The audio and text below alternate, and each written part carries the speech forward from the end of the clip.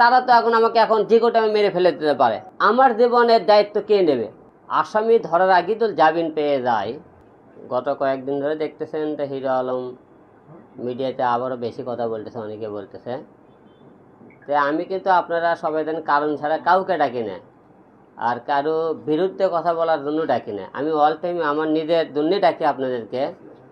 আর কোনো জায়গায় অন্যায় অত্যাচার হলে সেখানে নিয়ে কথাবার্তা বলি।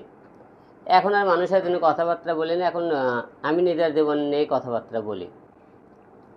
গত কয়েকদিন আগে আপনারা দেখেছিলেন বগুড়া আদালতে আমার উপর হামলা করা হয় এবং আমাকে মারধর করা হয়।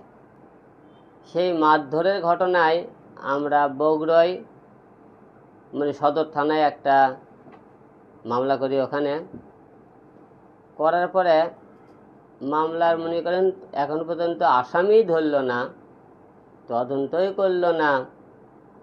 আমাদের আদালতে আসামি যারা আমাকে মারধর করলো তাদেরকে আদালত জামিন দিয়ে দিয়েছে। তো এখন প্রশ্ন, আসামি ধরার আগেই তো জামিন পেয়ে যায়, তাহলে দেশের আমাদের যিনি আদালতের জজ সাহেব ছিলেন তিনি কি সেদিনকে মারের ঘটনাটা দেখেননি? এবং যিনি জামিনটা দিল তার সামনেই তো মারামারি এটা হয়েছে। তারা তো জজের যখন রানিং অবস্থায় কোর্ট চলে সেই টাইমে মারামারি হয়েছে।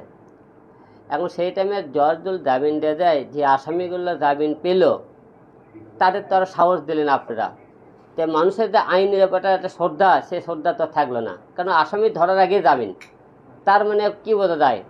দেশ আর দেশ নাই, এখন দেশের আইন বলে কোনো কথা নাই। আরেকটা বিষয়, থানাতে আমি ফোন দিলাম,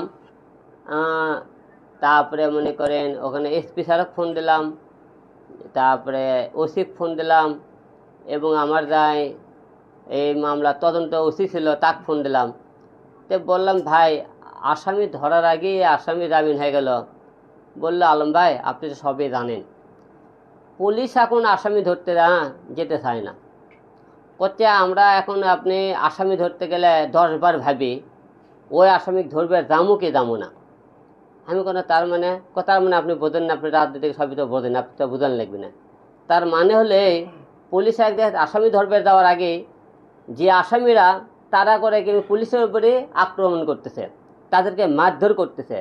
পুলিশ এখন আসামি ধরার আগে চিন্তা ভাবনা করে যে আমি আসামি ধরার আগে আমার নিজের জীবন সেফটি দিই।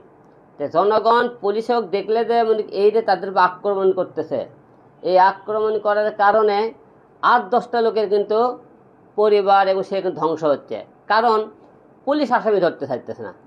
কোর্টের আদালতে যেখানে আইন নেমে যাবে সেখানে মারধর করতেছে, এবং যারা মারলো তাদের জামিনটা দিল।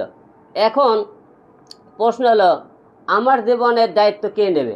এটা আমি সবার কাছে জানতে চাই, প্রিয় দেশবাসী এবং যারা আইনের মনে করেন লোকজন আছেন, তারা সবাইকে আমার জীবনের দায়িত্ব কে নেবে? যে আসামিদেরকে আপনারা ধরার আগে জামিন দিয়ে দিলেন, এই আসামিগুলো তো জামিন পেয়ে গেল, এখন তাদেরকে আপনি সাহস দিলেন, তারা সেদিনকে মনে করেন হাতে মার দিয়েছিল, এখন তো তাদের ভিতরে আক্রোশ হয়ে গেল যে হিরো আলম আমাদের মামলা করলো, কিছুই করতে পারেনি। তারা তো আমাকে এখন যে কোটা মেরে ফেলে দিতে পারে, কারণ আদালত তাদেরকে মনে করেন কি করলো, জামিন দিয়ে তাদের সাহস বেড়ে দিল। তার বিচার কোন জায়গাতে আছে? এখন জানিয়েছে আইনজীবী যে তাদের জামিন দিয়ে দিয়েছে, তেমন করলে হলে যে তাদেরকে আগে জামিন দিয়ে দিয়েছে, তারা আগাম জামিন নিয়েছে। তো তারা যদি আগাম জামিন নিয়ে থাকে, তাহলে আমি এই যাবৎ প্রায় ঢাকা 17 আসনে মনে করে মারামারির টাইমে মামলা করলাম, তার কোনো বিচার পাইলাম না। এবং এর আগে আমার বাসায় 2 বার হামলা করতে আসলো, তার জন্য 2 বার হাতিঝিল থানায় মামলা করলাম, তার কোনো বিচার পাইনি। 2018-তে আমাকে মারধর করলো, তার কোনো বিচার পাইলাম না। তাহলে আমার এত শত্রু, এত আমার উপর আক্রমণ কার জন্যে? এই জনগণের জন্যে। আমি আমার নিজের জন্য কিন্তু কিছুই করিনি। জনগণের ভালো করতে গেলে, দেশের মানুষের ভালো করতে গেলে আজকে আমি এরকম, তাছাড়া কিন্তু আমার জীবনে এরকম হওয়ার কথা না। তাহলে এখন আমরা কার কাছে বিচারটা দেবো? আর দেশের মানুষ কার কাছে যাবে? থানার যাও নিরাপত্তা নাই, আদালতের যাও নিরাপত্তা নাই। তা দেশ তো একতরফা হয়ে গেল না, যে আওয়ামী লীগের টাইমে খেলে আওয়ামী লীগের লোকজন শাসন করছে, বিএনপির টাইমে এখন বিএনপি লোকরা শাসন করতেছে, আদালতে দাঁড়িয়ে দেখি সব বেশিরভাগ বিএনপি লোক, আওয়ামী লীগের আর কেউ কথাই বলে না, এখন বিএনপি সব কথাবার্তা বলে। তে দেশ তো তাহলে এমন করে একতরফা হয়ে গেল। তো আওয়ামী লীগ যখন যখন ক্ষমতা ছিল আওয়ামী লীগের দেশ, বিএনপি এখন বিএনপির দেশ।